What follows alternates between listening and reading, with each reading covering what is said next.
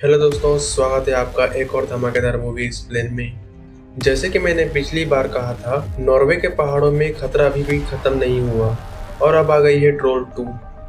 यह सीक्वेल ना सिर्फ पहले से ज़्यादा डरावना और एक्शन से भरपूर है, बल्कि यह नॉर्वे के इतिहास और ट्रोल किल्लों कथाओं को एक बिल्कुल नया और भयानक मोड़ पर ले आती है। तो चलिए मूवी शुरू करते हैं।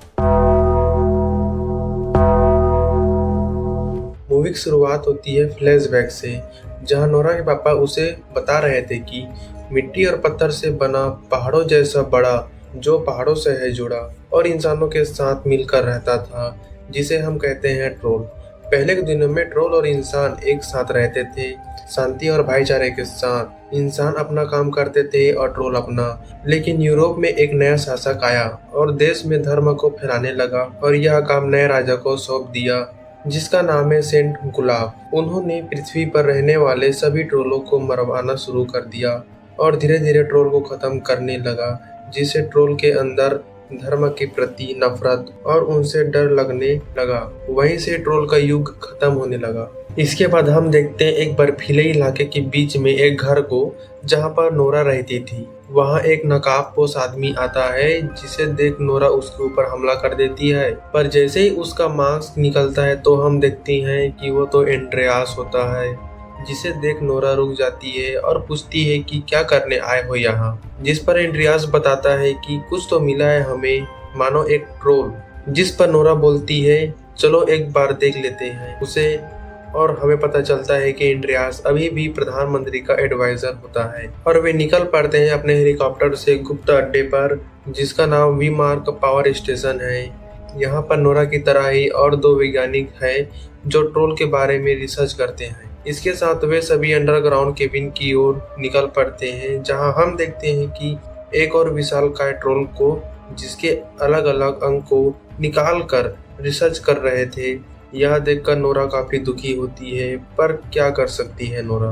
फिर हम देखते हैं कि नोरा को जो चुपके से ट्रोल के पास जा रही थी, और आप देख ही सकते हैं कि यह ट्रोल कितना बड़ा साइज का है। वहीं नोरा ट्रोल के पास पहुंच जाती है और उसे छूकर बोलने लगती है, बिल्लो पक्के बिल्लियां दा की करेगी, पक्के पक्के बिल्लियां दा की करेगी। यह सुनकर ट्रोल जगने लगता है और अपने आसपास को देखकर हैरान हो जाता है। और जैसे ही वो अपने हाथों को देखता है कि यहाँ बेड़िया से बंधी है, तो अपने आप को छुड़ाने लगता है। वहीं पूरा लिफ्ट हिल जाता है, जिससे नोरा बड़ी मुश्किल से गिरने से बच पाती है। जहाँ ट्रोल अपने आप को छुड़ाने लगता है, जिस पर नोरा के लिफ्ट को एक टक्कर लग जाती है, तो वह लिफ्ट बहुत दूर गिर जाती है और वहाँ नोरा बड़ी मुश्किल से बच पाती है। और वहीं ट्रोल अपने आगे आने वाले हर चीज को, चाहे वो इंसान हो या बड़ी गाड़ी, सभी को कुचलने लगता है और वहां से बाहर निकल जाता है। फिर हम नोरा के साथियों को देखते हैं जो किसी फौजी से मिलने चले जाते हैं, जो कि कोई और नहीं, कैप्टन क्रिस था, जो अब मेजर बन चुका है। फिर वे निकल पड़ते हैं प्राइम मिनिस्टर से बात करने, जहां पर सभी ऑफिसर और जनरल थे, और वे यह डिसाइड करते हैं कि ट्रोल को जिंदा नहीं रखने दे सकते, उसे मारना होगा। इसके बाद हम देखते हैं मेजर क्रिस को, जो अपने फौजी भाइयों के साथ जाने के लिए निकल पड़ता है, जिसके साथ नोरा भी थी। वे सभी हेलीकॉप्टर से जाने लगते हैं। फिर हम देखते हैं कि एक शहर को, जहां पर टीनेजर्स पार्टी कर रहे होते हैं, तभी जमीन हिलने लगती है और फिर और एक सन्नाटे के साथ ट्रोल उन बिल्डिंगों को, छत को तोड़ देता है। वहीं टीनेजर काफी नशे में होते हैं और ट्रोल को देखकर फोटो खिंचवाने लगते हैं, पर ट्रोल उन पर हमला कर देता है और कुछ बच्चों को खाने के लिए उठा लेता है, जिसे देखकर बाकी सभी बच्चे भागने लगते हैं। वह ट्रोल पकड़े हुए बच्चों को खा देता है। तभी वहां मेजर और उसके साथी हेलीकॉप्टर के साथ आ जाते हैं। हम देखते हैं कि हेलीकॉप्टर में यूवी लाइट लगी होती है, क्योंकि इससे ट्रोल को नुकसान होता है। इसके उपयोग से ट्रोल का शरीर जलने लगता है। वही मेजर और उसके साथी चारों दिशाओं से घूम घूम कर हमला कर रहे होते हैं, जिसे ट्रोल को भी गुस्सा आ जाता है और वह अपने पास रखे बिजली के खंभे को उठाकर उन पर हमला करने लगता है, जिससे एक हेलीकॉप्टर को वह हमला लग जाती है और उसका कंट्रोल खो जाने से वह क्रैश हो जाता है, जिससे मेजर के साथी मर जाते हैं। और यह देख मेजर नामासूम और गुस्से के साथ ट्रोल के सामने आ जाता है और वे दोनों ही, ट्रोल और मेजर, एक दूसरे को गुस्से के साथ देख रहे होते हैं। जहाँ पर एक अलग ही गर्म माहौल हो जाता है। पर ट्रोल बिजली के खंभे को साइड फेंक कर वहां से जाने लगता है और वही मेजर कुछ भी नहीं कर पाता क्योंकि उसके हेलीकॉप्टर के एक साइड का लाइट बंद हो चुका होता है और वह सिर्फ दांत पिसते रह जाता है। फिर हम देखते हैं कि कुछ टाइम बाद जहां मेडिकल टीम आ जाती है, वही मेजर अपने साथी के मर जाने से बहुत दुखी था। जहां पर सारा और नोरा बात कर रहे होते हैं, जहां सारा कहती है ट्रोल को इस दुनिया से खत्म हो जाना चाहिए, वे बहुत बुरे होते हैं। जिस पर नोरा बोलती है कि सभी ट्रोल एक जैसे नहीं होते, कुछ अच्छे भी होते हैं। जैसे कि 3 साल पहले जो ट्रोल था वह इंसानों पर जानबूझकर हमला नहीं करता था, बस अपने घर जाना चाहता था, पर हम इंसानों ने उसको मार डाला।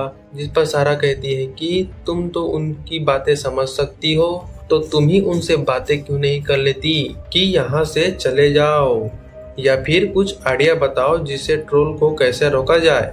फिर सीन शिफ्ट होता है एक बर्फीले इलाके में, जहां हम देखते हैं कि यह वही सीन होता है जहां पर ट्रोल पहली बार बाहर निकला था। उस जगह में नोरा और उसके साथी हेलीकॉप्टर के थ्रू पहुंच जाते हैं और नोरा उन सभी को उस गुफा के अंदर ले जाती है जहां पर माइनिंग टनल का काम चल रहा था, पर अब वह एक खंडहर बन चुका है। वहां हर तरफ सिर्फ मलबे और चट्टाने ही थे। फिर कुछ दूर जाने के बाद खाई के किनारे नोरा एक कोट की तरह पत्थर को बजाने लगती है, जिससे सुनकर चट्टानों के बीच छुपा वह ट्रोल बाहर आ जाता है, जिसे देखकर वे सभी हैरान हो जाते हैं। और नोरा बताती है कि यह वही ट्रोल है जो राजा का बेटा था। जहां ट्रोल भी शांति के साथ उनके पास आ जाता है। यह देख नोरा के दोस्त कहते हैं कि यह ट्रोल कितना अच्छा और शांत स्वभाव का है। वही नोरा ट्रोल से एक मदद मांगती है कि क्या तुम बाहर घूम रहे एक और ट्रोल को रोकने में हमारी मदद कर सकते हो, जो कि बहुत एग्रेसिव है और इंसानों को मारने लगता है।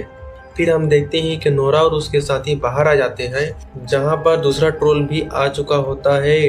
नोरा गोली फायर करके कुदरत को इशारा कर देती है कि अब तुम्हारी बारी है।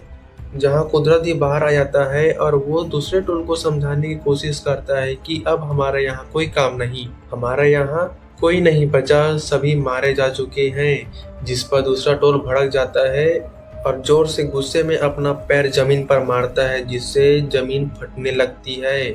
और वहीं नोरा और उसके साथी बड़ी मुश्किल से अपने आप को बचा पाते हैं और हम देखते हैं कि कुदरत के चारों तरफ का बर्फ टूटने लगता है। जहां कुदरत बर्फीले तालाब के ऊपर खड़ा था, जिससे वह उस पानी में गिर जाता है और डूबने लगता है। और वहीं नोरा और उसके साथी बहुत डरे हुए थे, जो हेलीकॉप्टर बैठकर वहां से भाग जाते हैं और वह दूसरा ट्रोल भी वहां से जाने लगता है। फिर हम देखते हैं कि वे सभी एक बेस कैंप पर रुके होते हैं।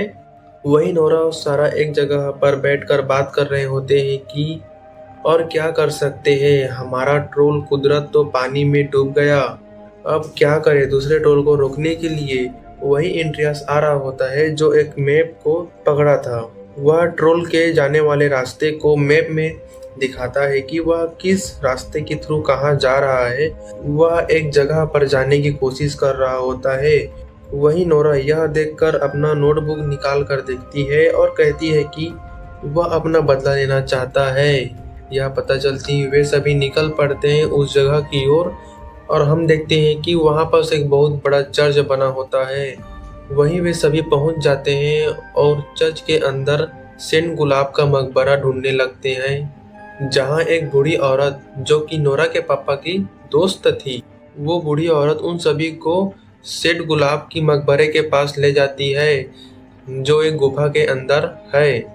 जहां हम देखते हैं कि सेठ ओलाब का मकबरा ढूंढना भी एक चुनौती होता है। वही नोरा भी कुछ कम नहीं होती, उसने भी कुछ चीजों का पीछा कर एक दीवार पर छिपे चित्र के पास पहुंच गई और इधर उधर ढूंढने के बाद उसे कुछ खांचे मिल जाते हैं और उस खांचे को डंडे से निकाल कर उस गुफा के अंदर सेठ गुलाब का मकबरा मिल जाता है, जिसे खोलने पर उन्हें एक तलवार और छिपा हुआ एक आधा कटा एक लेटर मिलता है, जिसे देख एंड्रियास बताता है कि इसका दूसरा हिस्सा हमारे लैब में है। तो एंड्रियास सिगरेट को कॉल करती है और बोलता है कि इन दोनों को एक साथ मर्ज करो और हमें दो। फिर सिगरेट ऐसा ही करती है। फिर नोरा इसे पढ़कर देखती है तो हमें पता चलता है कि सेंट ओलाफ तो बहुत अच्छे थे, वह ट्रोल को मारना नहीं चाहते थे। वो उनके लिए एक नया घर या समझो उनके लिए एक टापू देना चाहते थे, पर चर्च के लोगों ने उसे मरवा दिया। इस वजह से वह ट्रोल पूरी इंसानी जाति को मारना चाहता है। हम देखते हैं कि सभी न्यूज़ चैनलों पर यही चल रहा होता है कि क्या यह ट्रोल हम सभी को मारना चाहता है। हर तरफ यह न्यूज़ चल रही होती है। वहीं दूसरी तरफ मेजर को उसके जनरल वापस बुला लेते हैं। वहीं सभी पैनिक कर रहे होते हैं कि इसे कैसे मारे। तभी नोरा पास रखे जंड कुंड में जहां पवित्र जल था उसमें अपना चाकू डुबा लेती है और उस ट्रोल के बॉडी पार्ट के ऊपर रखती है, तो वह पत्थर 2 टुकड़ों में बढ़ जाता है। जिसे देख उन सभी को एक आइडिया आता है कि ट्रोल को पवित्र जल से मारा जा सकता है, ना कि कोई हथियार से। फिर मेजर कहता है कि इसे हमें भारी मात्रा में इंपोर्ट करना चाहिए ताकि इसे हम बड़े हथियार जैसे तोपों, गनों और रॉकेटों में यूज कर सके। जिस पर बूढ़ी दादी कहती है कि मुझे पता है यह कहाँ मिलेगा, पर इसके लिए कई सारे लोगों की जरूरत पड़ेगी इसे इंपोर्ट करने के लिए। फिर हम देखते हैं कि सारा और मेजर शहर से जाने वाले सभी सिविलियंस के बीच चला जाता है और कहता है कि हमारी आखिरी मदद करो, हमें एक ऐसा आइडिया मिला है जिससे हम इस ट्रोल को मार सकते हैं। जिस पर सभी सिविलियंस मान जाते हैं और वे लोग मदद करने के लिए तैयार हो जाते हैं और वे सभी पवित्र जल को इंपोर्ट करने लगते हैं। फिर सीन शिफ्ट होता है उस काली अंधेरी रात को जब ट्रोल का खात्मा होगा। हम देखते हैं कि सभी मिलिट्री ऑफिसर और सभी गन टैंक तैयार होते हैं फाइट करने के लिए। बस देरी थी तो ट्रोल की। तभी धरती हिलने लगती है और धीरे धीरे से ट्रोल एक रॉयल एंट्री के साथ उनके सामने आ जाता है। फिर होना क्या था, मेजर के इशारे के साथ ही सभी उसके ऊपर फायर करना चालू कर देते हैं और हम देखते हैं कि यह तकनीक काम कर रही होती है। ट्रोल का शरीर उन पवित्र जलों से जलने लगता है। यह सब देखकर ट्रोल भी कहाँ पीछे हटने वाला था।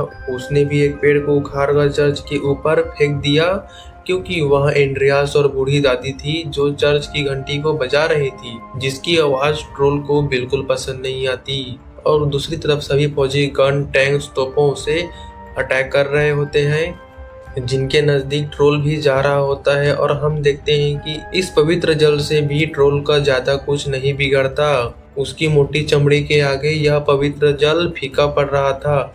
यह देखकर मेजर अपने साथियों को वापस जाने को कहता है और जैसे ही ट्रोल नजदीक आता है उसके लिए एक जाल बिछा था जिसमें चारों तरफ पवित्र जल के बम लगे थे, जिसे फोड़ देते हैं और ट्रोल का शरीर हर तरफ से जलने लगता है। पर ट्रोल उसे भी बर्दाश्त कर लेता है और उसकी ओर आगे जाने लगता है।